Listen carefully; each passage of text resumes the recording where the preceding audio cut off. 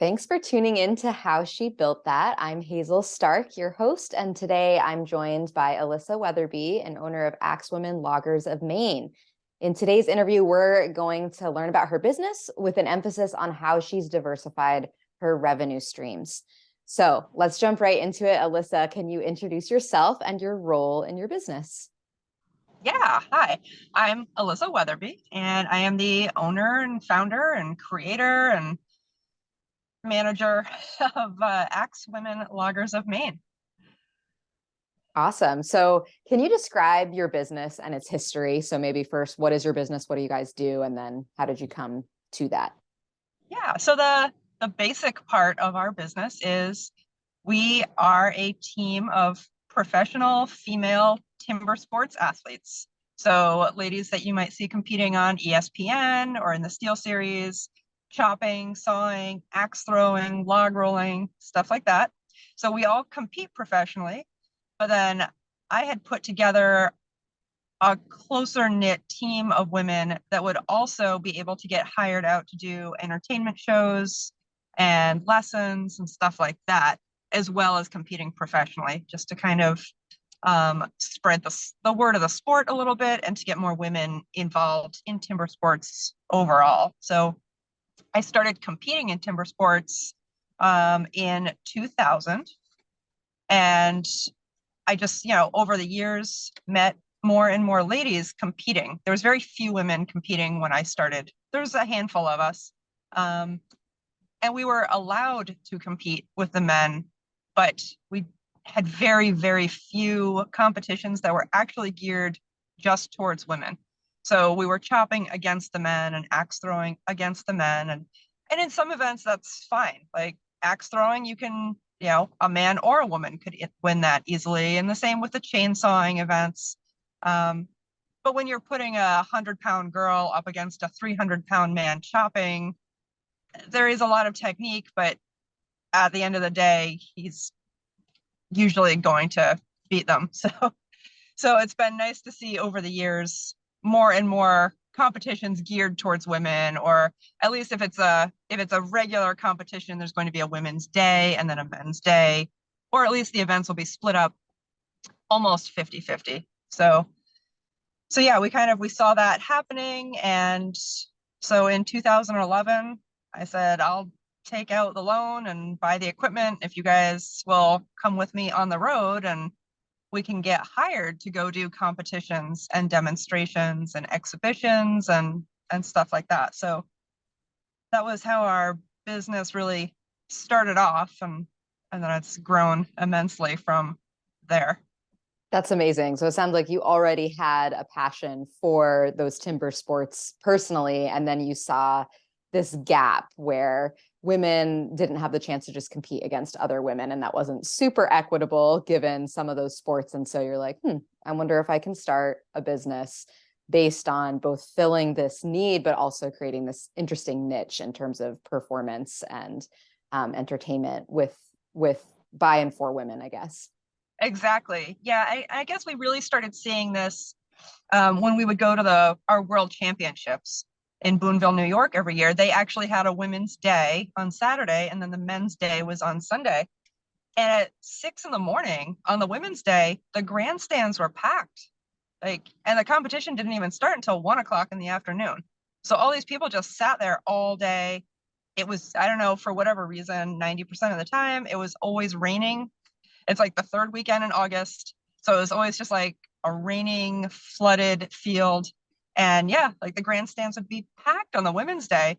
And so we were all kind of like, there's people are really interested in watching women do these sports. And so that was really kind of what kind of kicked it off, that, maybe we could make some money at it as well. And there's different lumberjack shows that are out there, and they occasionally will have a woman performing with them, but usually that woman was just a log roller.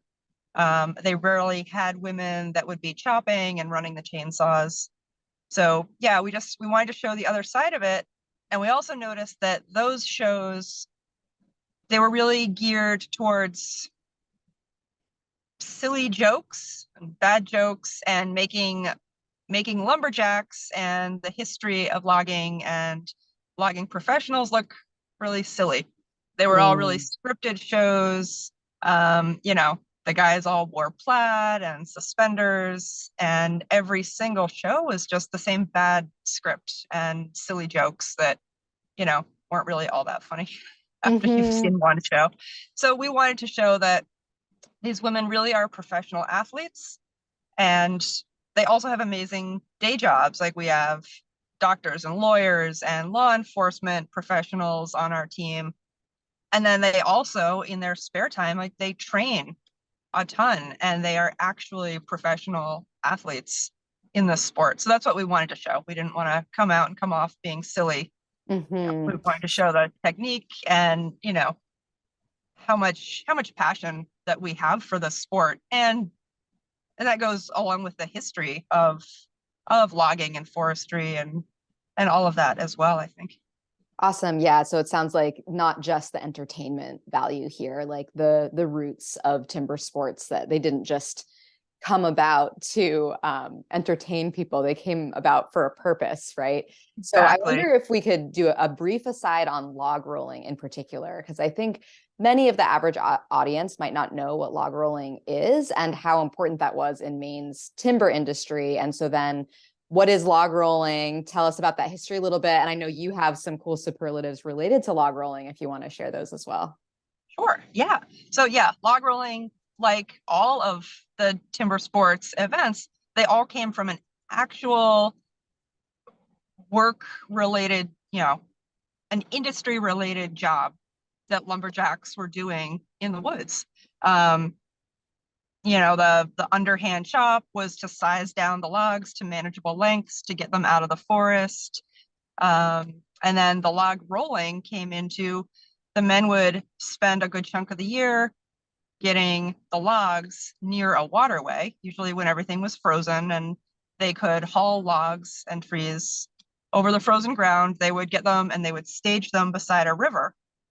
And then in the spring floods, they would shove all of these logs into the rivers and try to get them downstream to where the ships and the mills and the industry needed all of this timber.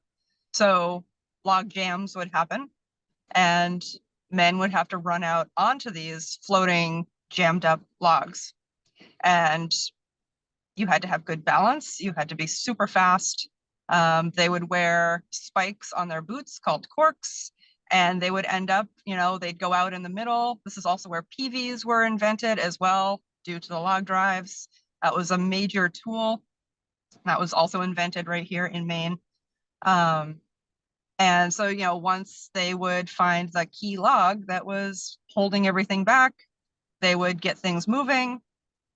And at that point, the log drivers couldn't really hop off the logs very easily. So a lot of times they would end up riding the logs a good chunk of the way down the river. And at this point, they're moving faster and bouncing and spinning, and, falling in wasn't really an option because you would get crushed or you would freeze to death in the spring water, or the logs would close in over you and you drowned. So these log drivers, were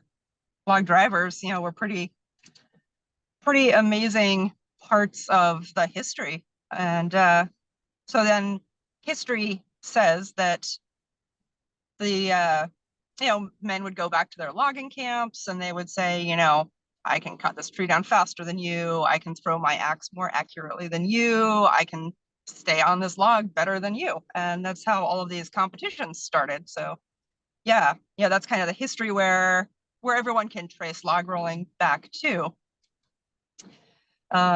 Just, between logging camps and seeing who was better at each event than another logging camp. Interesting. That's so cool. So it sounds like this highlights again that it's not just the entertainment value here, like this history and the skill of people in the past is such a rich part of how you do your business. So I'm curious, how have you marketed your business and found your customers? Are these people who are in it for that history lesson? Are they in it for the sport? Is it the combination that really does it? Where have your customers come from? Yeah, that's a great question. it's really all over the board. We do school shows because we do have a huge educational component to our show. We're giving the history of how the events came around. We're giving the history of how the tools came around and how the tools have developed over the years. We still do crosscut sawing in our shows and our competitions, but they're not the old-fashioned crosscut saws that you see hanging over a fireplace. It's a very similar design, but now they're cut out on a laser, and just the different metals that are used. We still use PVs today, so they really haven't changed a whole lot, which is very cool to see. So we always give a little bit of history, well, quite a lot of history really. And so the venues that hire us, we do school shows, we do fairs, we do festivals, we do in between innings for professional baseball teams. So actually the state of Nebraska, they hire us every year to go and do this big expo for the state every fall. And the whole point of it is trying to get kids to come out and do outdoor things. So they have people teaching these kids archery, and they want us to teach them log rolling lessons. And so we are all over the board with how we get hired. And we go to trade shows and stuff like that to talk to people, and word of mouth. A lot of our business is repeat customers. I'd say over 50% of our shows are repeat customers. So And that largely started with word of mouth, like going to trade shows and sort of having it flow from there. Once you got into one show, and then it would be another one from there. Exactly. Yeah. Yep. Cool. And back to log rolling, because you totally avoided the question about superlatives related to you and log rolling, because you have been the first person to log roll in a couple of places across a couple rivers. Can you mention that? Yes. So in 2019, I became the first person to log roll across the Mississippi River. The first and only person. And then let's see, in 2021, we did the Skunk River in Iowa. And actually, it's maybe out there for public knowledge because the state of Nebraska put it out there the other day, but it wasn't going to be. It was going to be a big surprise in the fall, but we're doing the Missouri River this September. It's exciting. It's the last free running open stretch, non-dammed up area of the Missouri River. Wow, that's super exciting. And what a skill, and how exciting to have that in the history books related to you being the first person to do those. That's super exciting. So I just wanted to highlight that. So speaking of rivers and streams, let's talk about your revenue streams. What are they in your business? Basically we sell a service. So, that's the big one. It's an entertainment show, but we also do teaching. We do classes, we do lessons. We sell our branded merchandise. So, those are kind of the big ones there. And then, we've branched off from there as well. But, definitely the big one it's still the shows. So, the entertainment side of it, the competition part of it doesn't really make a whole lot of money. It's kind of you can consider it a good day if you break even at a competition by the time you spend money on fuel and entry fees, and if you have to spend a couple nights in a hotel traveling. So if you can win back enough money to break even, that's considered a good day in the competition world. So we make a ton of our money just doing the entertainment shows. And our branded merchandise, hats, shirts, stuff like that. And then we recently, in 2021, we broke into the food and beverage industry. So that's helped, and it's kept us insanely busy. And that's through your hot sauces? Yeah, we have hot sauces and Bloody Mary mixes and coffee. Nice. Yeah. So yeah, that keeps us crazy busy. And we really thought that when we started that whole process, it would just be something fun to have at our shows in addition to our other branded merchandise. And we really thought we'd sell maybe a case or two at shows throughout the year. And then it just really took off. And now we're selling it wholesale. We have restaurants that are buying it by the gallons and using it in their recipes. Um, we're actually attending food shows, stuff like that now. So yeah, what little bit of free time we had, that has definitely filled the space. Yeah. So it sounds like those sort of extra merchandise options that you put in there, you knew going into it, well, it's the entertainment service that's our biggest revenue stream, but we might as well see what else we can do on the side. But it sounds like that extra revenue stream around your hot sauces and that kind of thing has really taken off more than you expected. So what do you consider when that starts happening? At what point do you, or would you maybe recommend another business owner to sort of pull back if it feels like mission creep, or if it's something you should lean into more? How do you juggle having very diverse revenue streams, clearly all under the same brand umbrella, but that's a lot going on. So what do you consider when thinking about that? That's yeah, that's a really good question. I think you have to consider, does it make sense financially? That's the biggest one for me. It definitely keeps us running around super crazy. We just, we have zero free time now. So we are, we've also in the whole process of moving into the food and beverage area, we expanded our Axwoman show to not just the one unit, but we actually have 2 units out on the road now full time. Yeah, so every once in a while, I just kind of have to sit down and run some numbers, and I still do it all the old-fashioned way on a piece of paper. And I say, does this actually make sense financially? Are we, what we're spending to keep the websites running, and what we're spending in fuel, shuffling this stuff around, and what we've spent buying trailers and equipment.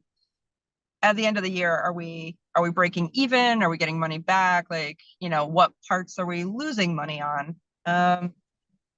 And we've actually, it was hard, but in the 13 years that we've been running Axwoman, we have not raised our prices once. And everything just got so expensive, like the last couple of years, that, I mean, it was terrifying to me, like to look down at the end of the year and see that I spent almost $40,000 in flights. Not for Wow. me, it's for the other girls. And in hotels and Airbnbs and just all of our lodging, it was, also like $40,000. And that's pretty crazy when, we're, I don't know, just, trying to make a living. And I've given the girls raises over the years because, a lot of them have been with us for over 10 years. So, I bumped their pay up. And yeah, so this past year was tough, like going to the trade shows and saying, when people ask for prices, now I'm kind of saying, well, yeah, that price I gave you 4 years ago, like that is definitely not the price anymore because fuel is crazy expensive and we had to buy a new truck. We had one truck that lasted 11 years and it was great and it definitely did its job. And when it died at 320,000 miles, we had to buy a new truck. And, this one was considerably more expensive than the last one. So, Of course. Yeah. Yeah, it's tricky. And I think a lot of business owners are facing exactly that issue over the past couple of years with prices going up for just about everything and trying to balance at what point do we bring our rates up to match and then everything is chasing it up, up, up, and up, right? So yeah. that's a really tricky one. And it sounds like one of the benefits of diversifying your revenue streams is, if there's a month, for example, where your prices have to go up and that typical show that you do that floats you that month is like, we can't do it, then maybe you can lean more on hot sauce marketing or something like that to try to make up for that a little bit and not put all your eggs in one basket, so to speak. Yes, exactly. Yep. Awesome. So what advice would you have for other businesses of any type, whether they're a service-based business, which you primarily are, or a product-based business who are looking to diversify their revenue streams too, to make sure that they have backups in place? Yeah. Um, the number one thing that we do is try to think outside of the box. I never would have thought that my business of chopping and sawing and axe throwing would turn into me walking into a market 10 years later and seeing a bottle of our Bloody Mary mix on the shelf. So, just think about different things that don't necessarily go with your business, but that you could somehow grasp onto and make them part of your business. Um, listening to the customers you deal with and listening to the people you work with, that's a big one, because usually they have really good advice and ideas that, I think I'm always so stuck in what I have to do, and I'm looking at one goal that I don't always think of the other things around us. And not all of the ideas are great, but some of them really are. And I feel like people suggesting just something as simple as, we've always sold t-shirts at our shows, and people are like, well, we want the shirts that you guys are actually wearing. Like, we want the black tank tops with the pink logo. And I'm like, oh, like I've always just sold actual t-shirts. I'm like, okay. So, we did that, and it makes sense. Along with like the lessons and stuff that we do, we've had people ask for years for like women's chainsaw classes. And so we've kind of moved a little bit in that direction and started doing some of those. And then I actually had women, we were down in Florida doing them. I had ladies that were working for a tree service down there, and they were asking me if I would put on a chainsaw maintenance class, which was surprising because they're already running a chainsaw based tree company. So like it gave me a good idea. And it's something that if we get some free time this winter, I want to work with Steel and see if they will give me more maintenance tips so that I can offer that side of things too. So I think it's just really important to listen to what people are looking for, because that changes year to year too. And Yes, constant check-ins. And yeah, it sounds like you also said before, with looking at the financial pieces, it's like you sit down with a pen and paper to actually ask yourself objectively, do all these diverse revenue streams pay off? Are they worth it? And actually being objective about it, rather than like, but I love the hot sauce, it's so good and people seem to like it. You actually like get the numbers down and consider that yeah, beyond just the feeling, right? yep, exactly. And yeah, the last little advice thing I have is it doesn't hurt to check out what your competition is doing. So, and not to say to copy them, but just to see what they're up to. And maybe you think an idea is silly, but it might give you an idea to go in a slightly different direction. And honestly, sometimes I see that our competition is doing things that we started doing a year or two earlier. So, and that kind of makes me feel good. Like, I don't feel like they're copying us. I feel like someone saw that in me, like, whoa, she had a good idea. Like, maybe I'll try that with my business. So, And the ability to look at your competition, like you're saying, not to copy or try to win, but like, how can you complement what other folks in your field are doing and really define your niche a little bit better, so that exactly. everyone Yeah. is getting what they want from whoever that service provider is, so that you're meeting more Yep. goals as a result of the whole picture and not just one. Yeah. Cool. Well, that is so interesting, Alissa. I think it's pretty inspiring to hear both the aspect of history that you build into an entertainment kind of service, as well as the other things, your merchandise, that you fold into your business to make it more worth it and reach more people as well.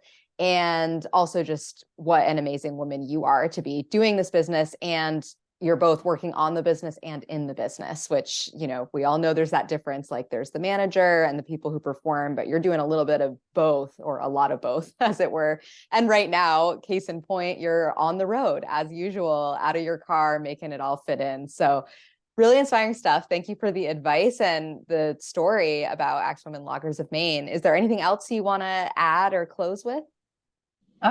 No, I don't think so. Thank you so much for taking the time to talk to me. And yeah, I love what you guys are doing and how you're helping so many other business owners.